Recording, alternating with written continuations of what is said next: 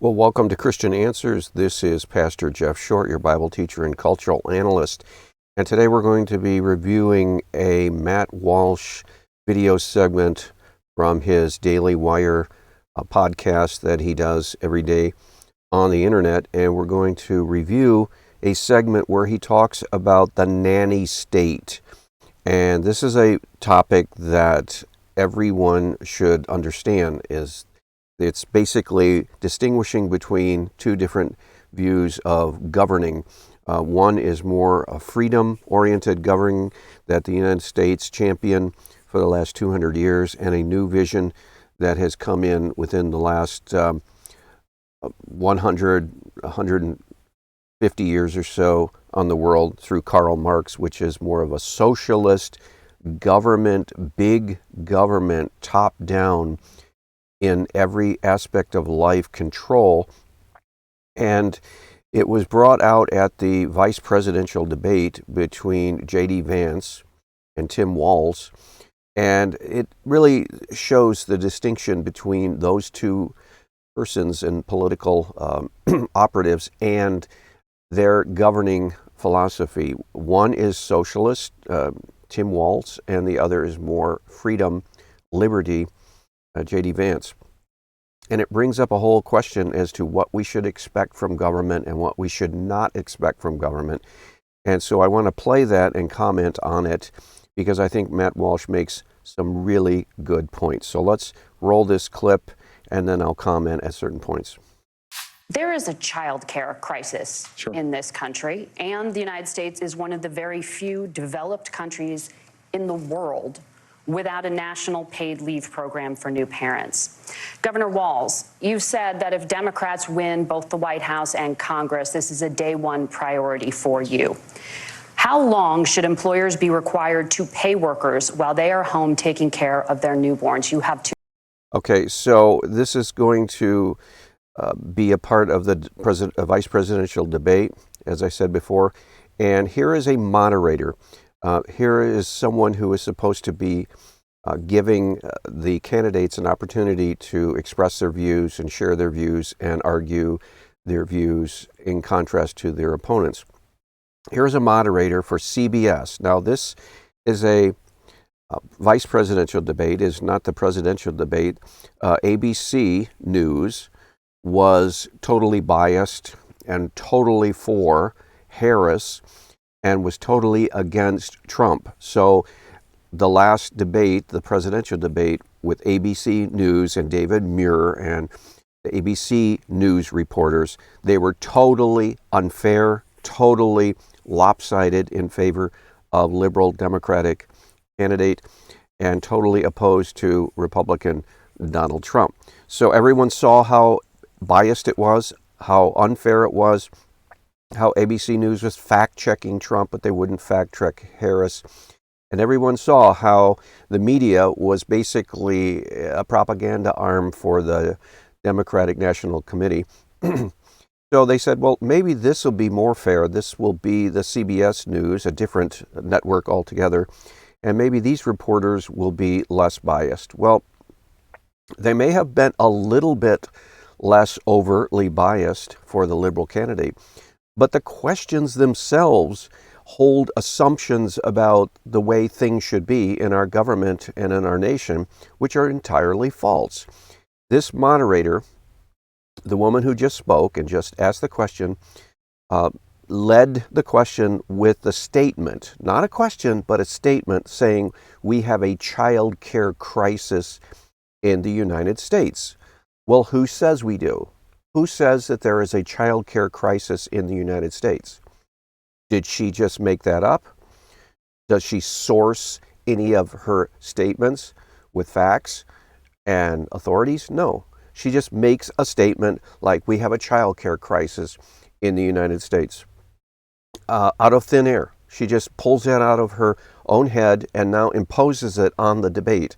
And these candidates are supposed to basically, I guess, assume that what she's saying is true and buy into her assumptions. But see, here is a assumption that a news reporter is making that basically biases the whole issue now. Now they're going to talk about this issue as if it's a crisis, as if it's just one of many crises. Like, for example, we have a war going on in Ukraine that could drag other Western nations into it and ultimately into a third world war. That's a crisis. That's a crisis.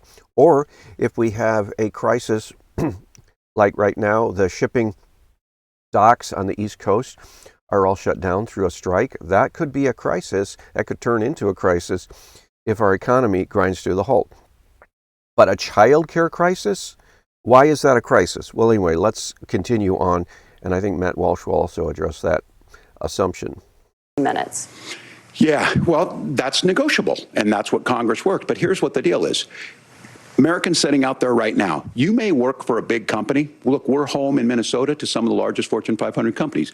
Kamala Harris knows that in California. Those companies provide paid family and medical leave. One is, I think they're moral and they think it's a good thing, but it also keeps their employees healthy. We in Minnesota passed a paid family and medical leave. You have a child, and I had to go back to work 5 days after my kids were born. His answer doesn't really matter.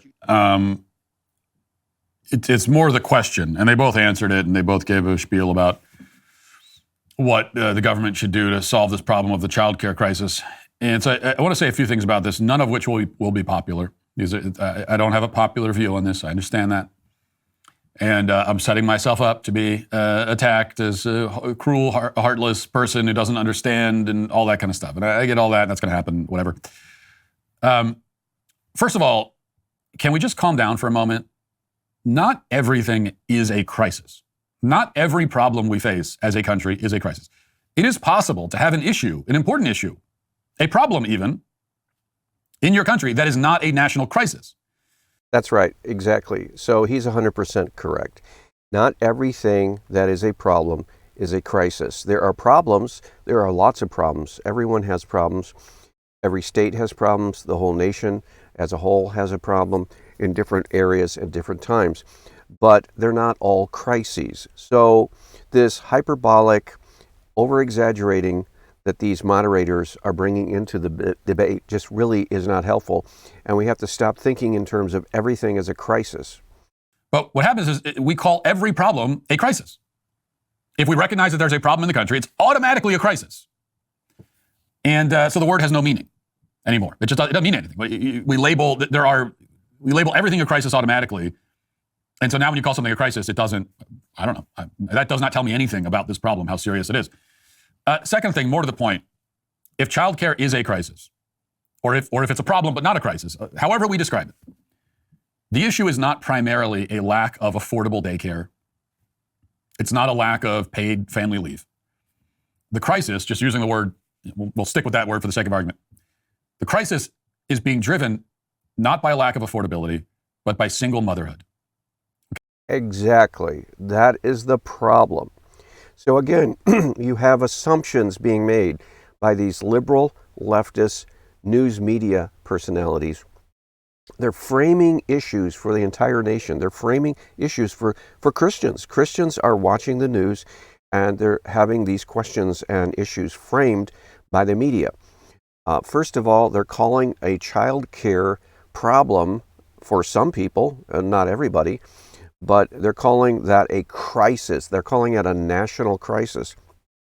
And then they're turning to the government and saying, what are you going to do about this problem? When in fact, it's a problem of relationships between men and women. It's a problem of single motherhood, where a woman has to work to support her family because she doesn't have a man in the house. And she doesn't have a man in the house because she never bothered to get married in the first place usually, or she got married and then she divorced because she didn't like something in the relationship. And so she finds herself with children that she has to raise, and she has to go to work to support them. And now the news reporters, the liberal, leftist, socialist-leaning news reporters, are turning to the government and saying, what are you going to do to solve this domestic problem? How are you going to solve it? Or turning to these candidates to saying, what are you going to do about my children? What are you going to do about my family support system. In other words, they're bringing government into these marriages or broken marriages or divorces. They're bringing the government, the presidential candidates, the vice president of all people, they're bringing them into these domestic problems, trying to call them a crisis, and then saying we need government intervention. This is the socialist way. This is big government. And all of these assumptions are wrong. All of them are wrong. And if we continue down that path, we're going to have the government basically in our bathrooms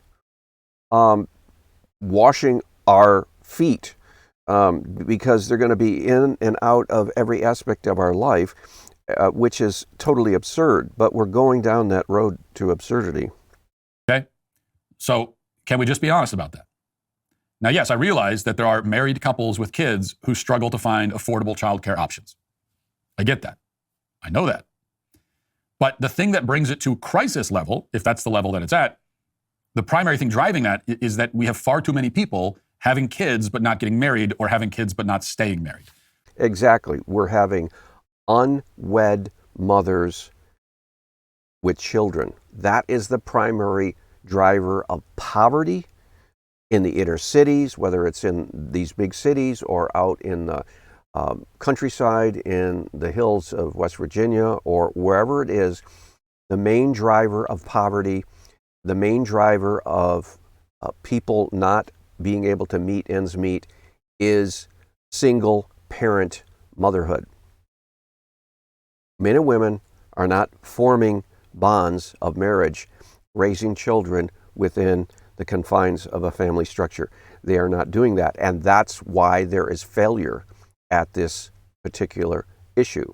It is not government policy that's doing it. It's not lack of government shelling out money for daycare. That is a symptom of a deeper problem. And so these liberal leftist news moderators at CBS are trying to get the whole world, our nation, our citizens, to buy into the socialist vision, which is basically people are irresponsible, their children, they need a nanny to govern them and guide them, and they need big government and the president and all this money flowing into their pockets to support their family, when in fact what they need is a healthy family. They need a stability of a man going out and working every day and bringing home the money, and they need a mother in the home organizing things and raising children and holding down the fort at home so that things don't go chaotic. They need a traditional family structure. That's what we need, not more government handouts and government programs. And Matt Walsh is exactly right. That is what's driving this primarily. What's the solution? Get married first, then have kids, then stay married. That's a solution which these liberal leftists will never put forth. They will never criticize the condition of poverty. They will never tell these single parent mothers, don't get pregnant until you're married. Don't get pregnant to a man who's not your husband. They will never get tough love on these people and not say, look, don't go down that path or else you're going to be on the road to poverty and you're going to stay in poverty all your life and looking for government handouts. They're not telling them that. They're telling them, you deserve the government handouts. We're going to give you the government handouts and you can sleep around and do whatever you want morally or immorally, and you're going to get pregnant and we'll feed your baby, we'll feed your kids, and we'll do everything for you. We'll take the place of your husband so you don't even have to bother getting married. And you don't even need the man. They're setting these women up for failure. Most poverty in this country is single parent mothers raising children without a man in the home. That's the problem. That needs to be addressed. And what they need to do, if anything, if the government wants to do anything, they should stay out of the domestic problems solving and encourage churches and family and civic groups to help these couples have strong marriages. That's what they need to do, but they're not doing that. That's not the socialist way. Solution. If we are not doing that, then there will never be a solution. Childcare, here's another hot take for you. Childcare is not an issue for the government to solve. This is not an issue for the federal government. Exactly. Now, the moderator, the CBS News anchor women are saying, well, we're the only country in the Western world that doesn't have free child care, paid leave, all of these family-oriented goodies. We're the only ones that don't give free child care. And implying that, hey, the United States needs to catch up with all of these liberal, leftist, socialist-leaning Western European nations. And I want to say to them, wrong. We don't have to catch up to them. In fact, we don't have to copy them. Just because Germany has some socialistic program doesn't mean that we have to rush to copy. Just because France has some social program doesn't mean the United States needs to follow suit. We don't follow the Western European socialist countries. We follow the Lord. We follow wisdom. We make our own decisions here, and we shouldn't be just blindly following along the Western European powers, because there's a lot of foolishness that's taking place over there. In fact, if you didn't notice, some of these countries are going bankrupt, like Greece, where they had all of these social programs left and right, and their nation basically went default on their economy. Why? Because they're overspending. They can't afford to pay out all the money that they're paying for people to have all of these social goodies. And it just doesn't work. It destroys society. And so we don't want to follow them. That's the assumption that these moderators are trying to impose on the citizens, that we have to follow these socialist nations in all of their foolish socialist policies. We don't have to do that, and we shouldn't do that. You should not be looking to the President of the United States to figure out child care solutions for you. I mean, do you realize how insane that is? Looking to the president to figure out child care solutions. This is called the Nanny-State. More and more people, especially women, unfortunately, like these moderators, turn to the government and say, you be our granddaddy. You be our provider.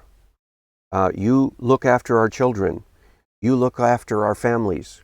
You take care of everything in our lives from cradle to grave. That's called cradle to grave socialism. And that's the socialist vision. And unfortunately, a lot of people are falling into that because it sounds so good. But the problem is that it robs people of responsibility, and they start waiting for the government to solve all their problems instead of stepping in and being responsible and being adults and solving their own problems. So Matt Walsh is right on. His criticism is exactly 100%. I mean, does the president need to come into our kitchens and make us dinner too? Like, at what point does it become a problem for us to solve? Are there any problems that just American families solve on their own anymore? And a lot of these big cities like New York City, this is exactly the problem. New York City is attempting to solve everybody's domestic problem. They're attempting to solve everybody's family problem. They're attempting to solve every single mother's child support problem. And by doing that, they're ruining their city. They're bringing people in who are looking to government, and government doesn't have the money in New York City. It's going bankrupt, and they're spending more and more and more on people's problems, which people should be figuring out on their own. And if they live in a failed system, they need to change that system and not just do more of it. And here again, we're getting the liberal vision versus the freedom, responsibility vision, and it's so stark and clear in this election. And maybe not even entirely on their own, with their own families, with their own communities. But is there any part of our lives anymore that we don't turn to the federal government to figure out for us? Can there be any aspect of our lives that we say, well, you know what, this is probably not for you guys? So, you know, and I say this as someone who has experience with these challenges. Because I'm automatically going to be accused of, you don't know what it's like. Yeah, I do. I was making $40K a year when we had our first two kids. We had twins, first kids. And that's a family of 4 on a $40,000 income, not poverty level wages. Doesn't qualify as poverty level wages for a family of 4, but it's not rich. It's a big challenge, taking care of a family of 4 on that income. And so we had this problem. We faced this problem many people have faced, and where it's like, well, I'm the one earning the income. Now we've got 4 mouths to feed here, and not a lot of money to do it with. We got all the other expenses, all the other things that we have to pay for, the rent and the car and everything, the groceries. And we said, well, my wife could go to work and earn an income also, but then if she does that, then we got to pay for daycare for the kids. And we also lived in Kentucky at the time. We were 8 hours away from our nearest family member, so we were totally isolated from any family or anybody we knew, friends. There's nobody around that we knew, and or we could depend on. And so it was a big challenge. And what we decided to do in our case was my wife did not go to work. She stayed home with the kids, and we didn't incur that childcare cost. Also, we wanted her to be with our children, and it was a big sacrifice. It was hard. It was hard. And ultimately, the decision we finally made was to pick up and move, to leave. We put our 2 kids and all of our stuff into a car, and we drove back to Maryland. We made the 8-9 hour drive, and we just decided we got to be around, we got to have some kind of support system around us. And that's not easy to do. Like, you can't talk about moving like it's that's not an easy solution. So when someone is facing something like what we were facing, where you don't have any support system, I know what that's like. And someone says, well, why don't you just move to where your family is? Not as easy as that. That's not a simple thing to do. But ultimately, it's what we did. It was very, very difficult. We did it. And I guess the point is that at no point during that process did I ever think to myself, what is the President of the United States going to do about this? Exactly. Well, that is exactly the point. At no point in these domestic problems should either the man or the woman turn to one another and say, what is the U.S. government? What is the President of the United States? In the case right now, what is Joe Biden going to do for our financial problem, our child care problem, our child support problem? How is the government going to put food on my table? How is the government going to find me a job? How is the government going to pay our monthly bills? At no point should citizens in this country ever turn to themselves and say that, because that is abdicating your entire adult responsibility, and it's totally inappropriate. But it's totally appropriate for a socialist communist country for citizens to ask that question, and it's not appropriate for freedom, responsible adults to ask that question. So when these reporters tee up this question, they are assuming a socialist communist answer, which is incorrect. At no point. Many conversations with my wife about how are we going to, what are we doing here? How are we going to make all this work? At no point did we say, what's the president going to do about it? Never even crossed my mind. What a foolish question. Because there are some problems that are not for the federal government to solve. And there are some problems that when the federal government tries to solve them, they just make it worse. Mostly. And I think that this is one of those problems. Of course, the great, really morbid irony here is that many of the people who say that childcare is a problem for the federal government to solve would be the first to say that the decision of whether or not you kill your child to begin with, the federal government should have nothing to do with that. So the federal government should have no say in whether your child gets to live or not. But once you decide that your child's going to live, now it's the federal government's job to figure out how you're going to care for your kid. Totally inconsistent. We're not seeing any kind of disconnect there. So you're saying the government should have whether or not your child gets to live in the first place is no concern of the government's. But then if you decide the child is going to live, now it's an issue that the government needs to solve for you. Insanity. So we want the government to go from total disregard for your child's life to, oh, this is our issue. We need to. It's like there's a disconnect here. Totally inconsistent, I would say.